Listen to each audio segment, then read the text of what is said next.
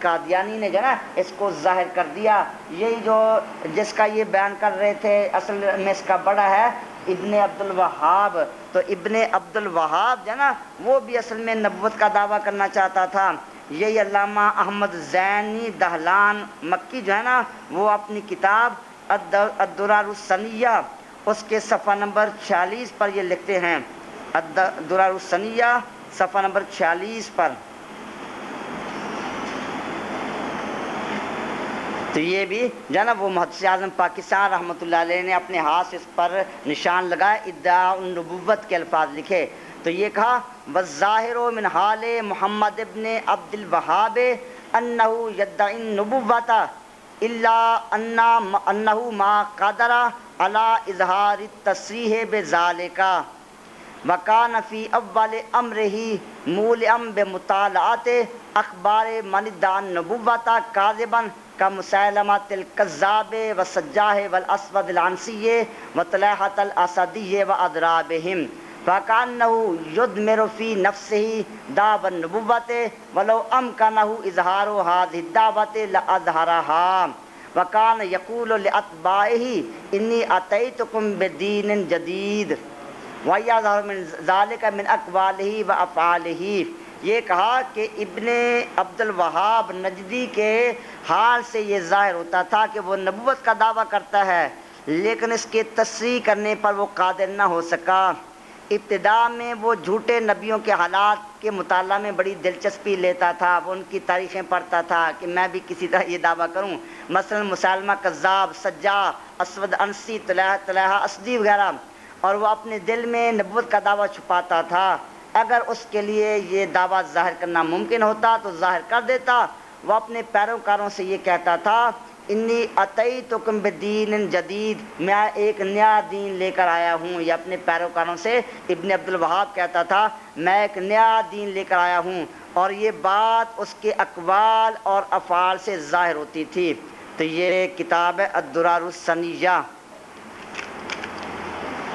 علامہ احمد بن زینی دہلان، علامہ سید احمد بن زینی دہلان جو مفتی مکہ ہیں اور مسجد حرام شریف کے مدرس تھے، تو ان کی یہ کتاب ہے جو انہوں نے ابن عبد الوہاب کے رد میں لکھی. علامہ شامی جن کی کتابوں سے آج جو بندی ہوئی حوالے پیش کرتے ہیں، انہوں نے بھی فتاوی شامی کے اندر ابن عبد الوہاب نجدی کا رد کیا. تو یہ صفحہ نمبر 47 یہ 40 سے شروع ہوتا ہے، دونوں غالب 40 سے شروع ہوتا ہے اور 47 بھی.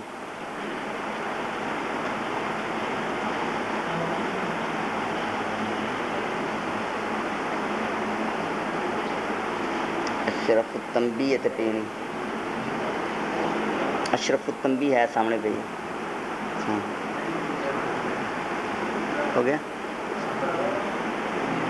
صفحہ نمبر 70. ہاں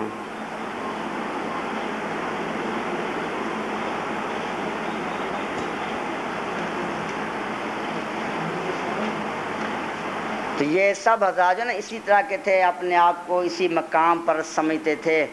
تو یہ اللہ تعالیٰ بھی ان کے سامنے ہے، اسی سے بات پوچھ کر یہ بیان کرتے ہیں. تو یہ اشرف التنبیہ کتاب ہے، اشرف التنبیہ.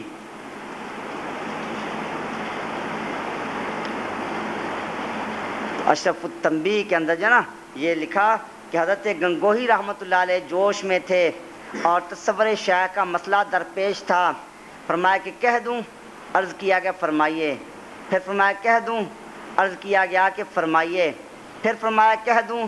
عرض کیا گیا فرمائیے. تو فرمایا کہ 3 سال کامل حضرت امداد کا چہرہ میرے قلب میں رہا ہے اور میں نے ان سے پوچھے بغیر کوئی کام نہیں کیا. پیر صاحب سامنے رہے، ان سے پوچھ کر کام کرتا رہا. اس وقت جو ہے نا یہ علم غیب وغیرہ اعتراضات سارے ختم ہو گئے. پھر اور جوش آیا، فرمایا کہہ دوں؟ عرض کیا گیا کہ حضرت ضرور فرمائیے. فرمایا کہ اتنے سال حضرت صلی اللہ علیہ وسلم میرے قلب میں رہے اور میں نے کوئی بات بغیر آپ سے پوچھے نہیں کہی. اب حاضر ناظر کا مسئلہ بھی حل ہو گیا. یہ کہہ کر اور جوش ہوا، فرمایا کہ اور کہہ دوں؟ عرض کیا گیا فرمائیے. مگر خاموش ہو گئے. لوگوں نے اصرار کیا تو فرمایا کہ بس رہنے دو. اگلے دن بہت سے اصراروں کے بعد فرمایا کہ بھائی پھر احسان کا مرتبہ رہا. احسان یہ ہے کہ اللہ تعالیٰ کی ذات سامنے نظر آئے, وہ حدیث پاک میں ہے. تو پھر اللہ تعالیٰ ان کے سامنے رہا. تو یہ اشرف التنبیہ تذکرۃ الرشید کا دوسری جلد ہے. یہ ادھر صفحہ نمبر 17.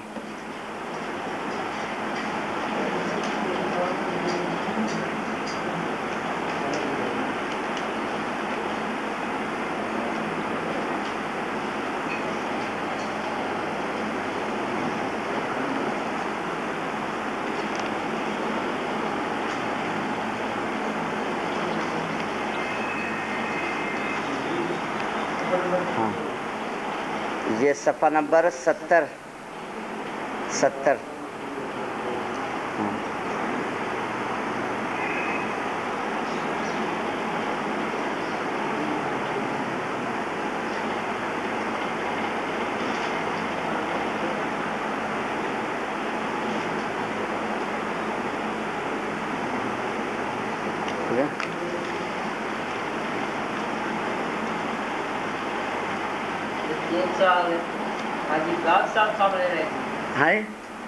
رشید گنگوئی کہہ رہے ہیں. حاجی صاحب کے حوالے تو یہ اپنے مرضی مقصد کے لیے پیش کرتے ہیں. جب ان سے کام لینا پھر ان کی تعریف کرتے ہیں, ورنہ کہتے ہیں کہ وہ جاہل تھے. اور اسی کتاب میں جو نا وہ گنگوئی صاحب نے کا واقعہ لکھا. مولوی یحییٰ کاندھلوی سے کہا کہ فلاں مسئلہ شامی میں دیکھو. مولوی صاحب نے عرض کیا کہ وہ مسئلہ شامی میں تو ہے نہیں. فرمایا یہ کیسے ہو سکتا ہے, لاؤ شامی اٹھا لاؤ. شامی لائے گی. حضرت اس وقت آنکھوں سے معذور ہو چکے تھے. شامی کے 2 ثلث اوراق دائیں جانب کر کے 1 ثلث بائیں جانب کر کے انداز سے کتاب ایک دم کھولی. فرمایا کہ بائیں طرف کے صفحہ پر نیچے کی جانب دیکھو. دیکھا تو وہ مسئلہ اسی حصہ میں موجود تھا. وہ نابینا ہو چکے تھے. سب کو حیرت ہوئی. حضرت نے فرمایا کہ حق تعالیٰ نے مجھ سے وعدہ فرمایا ہے کہ میری زبان سے غلط نہیں نکلوائے گا. یہ اللہ تعالیٰ انبیاء سے جو وعدے فرماتا ہے تو وہ وعدے رشید گنگوہی سے ہوئے. حضرت نے فرمایا کہ حق تعالیٰ نے مجھ سے وعدہ فرمایا کہ میری زبان سے غلط نہیں نکلوائے گا. اسی کتاب کا یہ صفحہ نمبر 74 نیچے والا حصہ بڑی پرانی ہے, آج تک نہیں مل سکے. ہے پرانی کتاب ہے, آج تک شاید نہ ملے.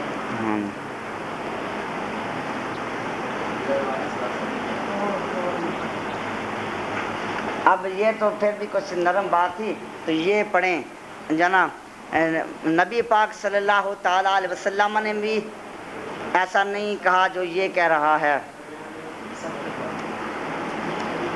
تو یہ ہے کہ اپنا تذکرۃ الرشید حصہ 2 صفحہ نمبر 17. وہ صفحہ نمبر 74 تھا. اشرف التنبیہ صفحہ نمبر 74 اشرف التنبیہ. اب یہ ایک اور حوالہ ہے. یہ تذکرۃ الرشید حصہ 2 صفحہ نمبر 17. رشید گنگوہی کہتا ہے آپ نے کئی مرتبہ بحیثیت تبلیغ یہ الفاظ زبان فیض ترجمان سے فرمائے.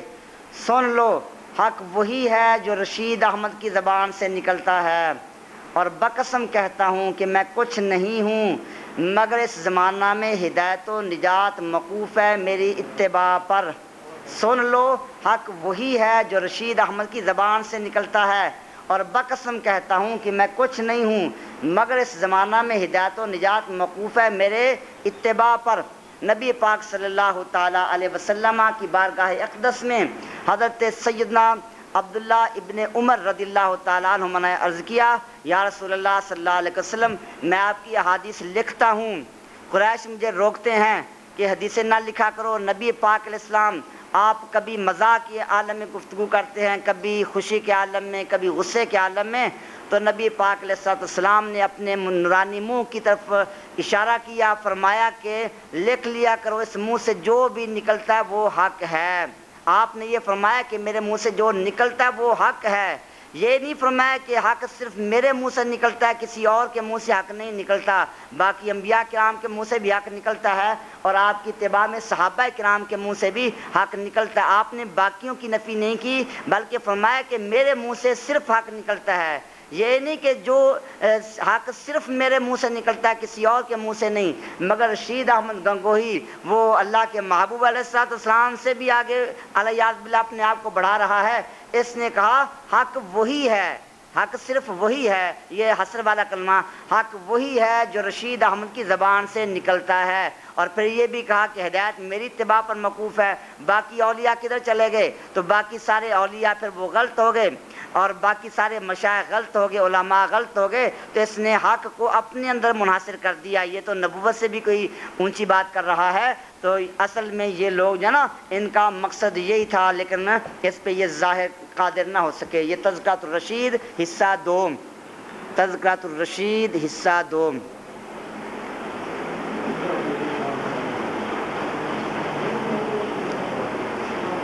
اور صفحہ نمبر 17۔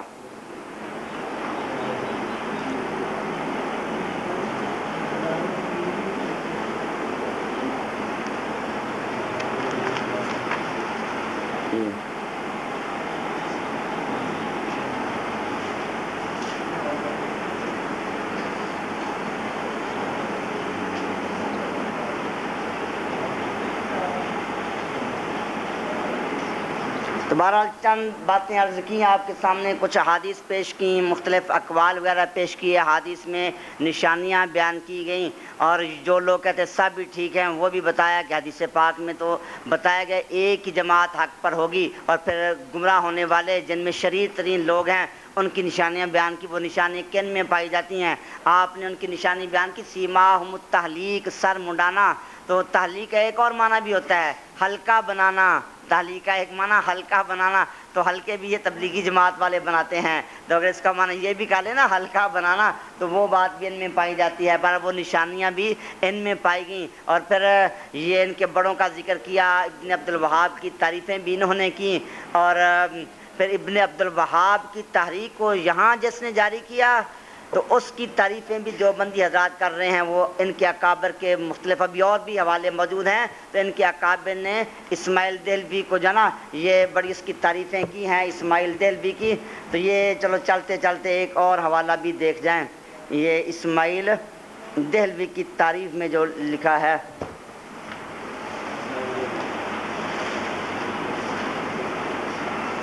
تو بہرحال یہ سب حضرات جو نا وہ اسماعیل دہلوی کی تعریفیں کر رہے ہیں، اور اسماعیل دہلوی کو اپنا اکابر میں سے تسلیم کر رہے ہیں۔ تو اب جو نا وہ انشاءاللہ العزیز اسماعیل دہلوی کی جو کتاب ہے تقویۃ الایمان، جس کو یہ تقویۃ الایمان کا نام دیتے ہیں، حالانکہ اس سے ایمان کی جو نا وہ تقویت نہیں ہوتی، بلکہ ہاں یہ قاری صاحب جو نا اس کو اور نام دے رہے ہیں۔ تو اسی طرح یہ کہہ رہے ہیں کوئی ایمان کو دھکا دینے والی کتاب ہے، اس لیے اس کو تقویۃ الایمان بھی کہتے ہیں، وہی تو ایمان کو فوت کرنے والی کتاب ہے۔ تو اس کتاب کے اندر نبی پاک صلی اللہ تعالیٰ علیہ وسلم جو نا آپ کی شان میں گستاخیاں کی گئیں۔ تو یہ یہاں بھی جو نا اس کتاب تقویۃ الایمان کے آخر میں اس کا اشرف علی رشید گنگوہی کا فتویٰ ذکر کیا، صفحہ نمبر 297۔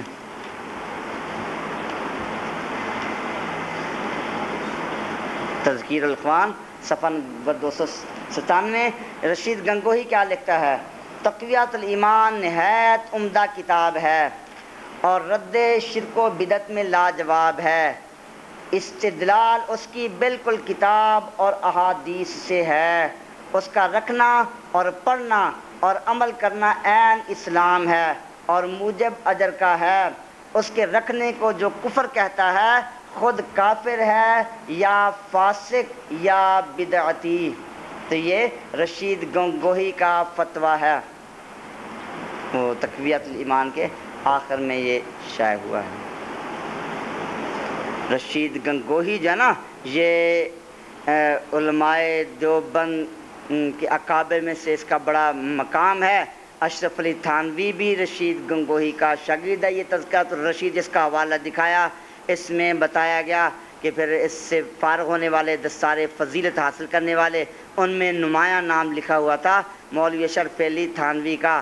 تو وہ اشرف علی تھانوی اسی سے فیض حاصل کر رہا ہے، وہ اسی فیض کو جو ہے نا وہ آگے پہنچا رہا ہے۔ تو یہ رشید گنگوہی کا فتویٰ، صفحہ نمبر 297۔ ہاں تذکیر الاخوان ساتھ لگی ہے نا کتاب۔